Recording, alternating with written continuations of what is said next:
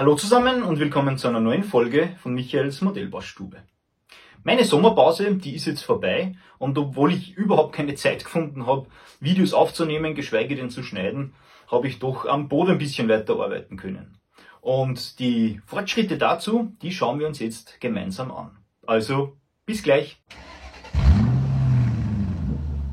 In der letzten Folge, da habe ich ja schon ein bisschen was vom Turm gezeigt.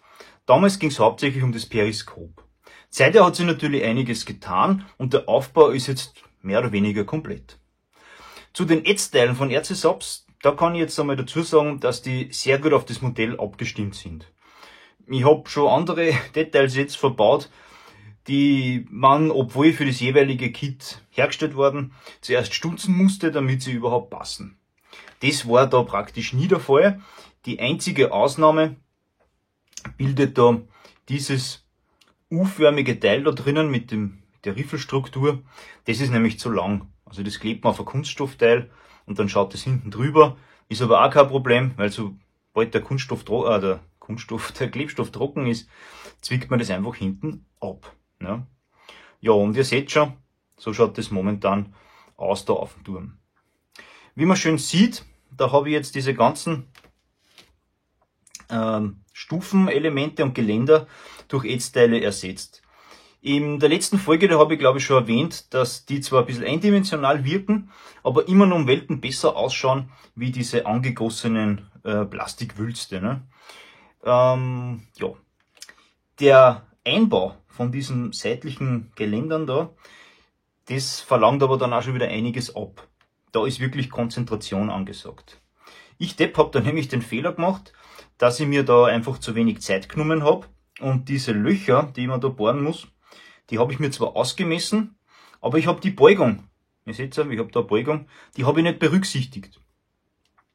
Jetzt habe ich halt da teilweise falsche Bohrungen. Die Löcher sind aber so fein, dass die, wenn überhaupt, dann nur mit einem dickflüssigen Primer verschlossen werden. Also wenn ihr das auch macht bei eurem U-Boot, nehmt euch da Zeit und passt da gut auf.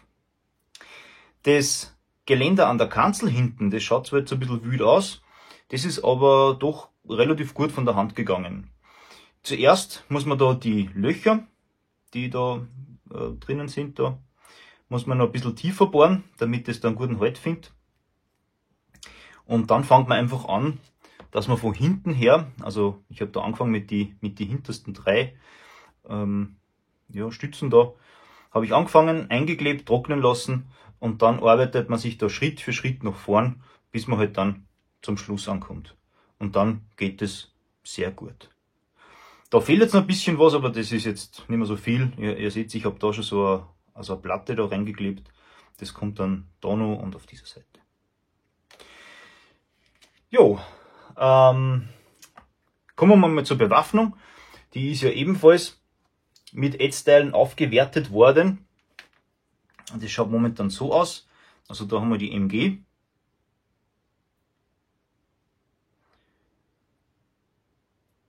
Und da haben wir nur das 8-8er Geschütz.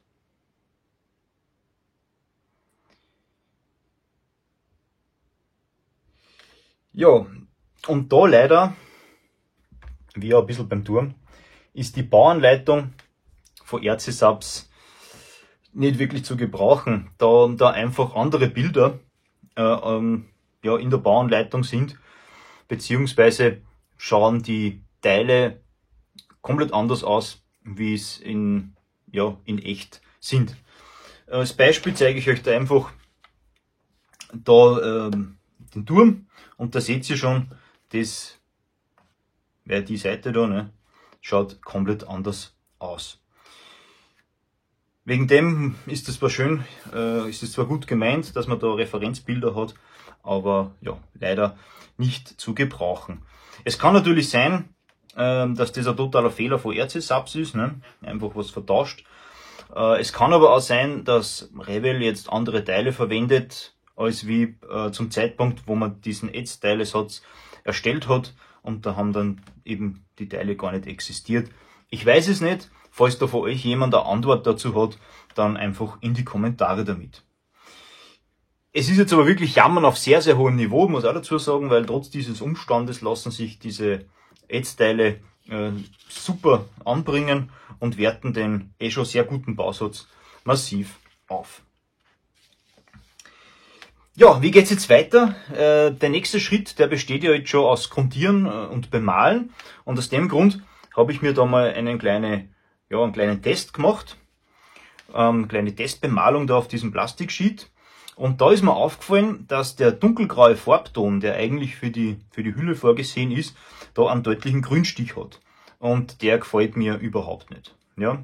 Das andere dunkelgrau, ja, das sieht man da, das schaut meiner Meinung nach besser aus, und daher wird auch das den Weg aufs Modell finden.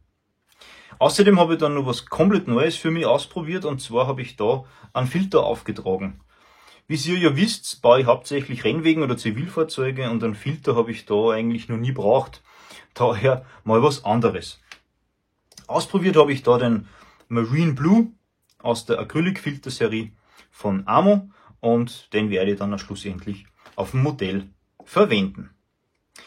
Tja, jetzt heißt es also grundieren und lackieren, und wie das Ergebnis dann ausschaut, das gibt's im nächsten Teil zu sehen. Und für Fragen, Anmerkungen und Hilfestellungen, da gibt's die Kommentarfunktion, und wer den letzten Teil noch nicht gesehen hat, der kann das da nachholen.